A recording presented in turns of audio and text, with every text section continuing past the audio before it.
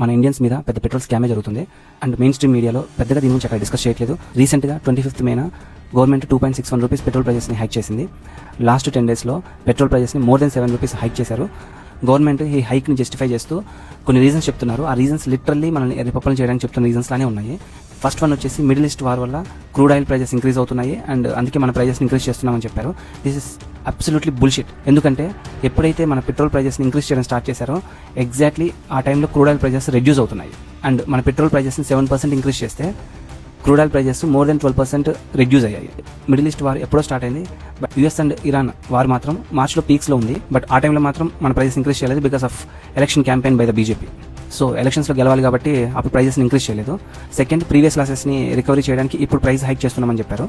During the April క్యూములేటివ్గా అన్ని oil companies కలిపి 1000 crores per day లాసెస్ని bear చేశాయి. అప్పుడేం చెప్పారు, పెట్రోల్ ప్రైజెస్ని హైక్ చేయము, మిడిల్ క్లాస్ వాళ్ళకి బర్డెన్ పాస్ ఆన్ చేయాలనుకోవట్లేదని చెప్పారు. ఎప్పటి వరకు? ఎలక్షన్స్ అయ్యేంత వరకే. ఇప్పుడు 10 daysలో 7 రూపీస్ ప్లస్ అమౌంట్ని హైక్ చేశారు.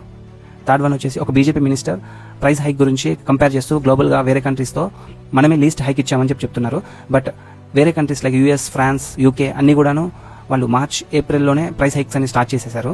ఇప్పుడు వాళ్ళ ప్రైజెస్ స్టేబుల్ అయ్యాయి. బట్ మనం ఇప్పుడు స్టార్ట్ చేసాము హైక్ చేయడము. And some trade experts suggest చేస్తున్న దాన్ని బట్టి మన ప్రైజెస్ ఇంకా ఇంక్రీజ్ అవ్వచ్చు.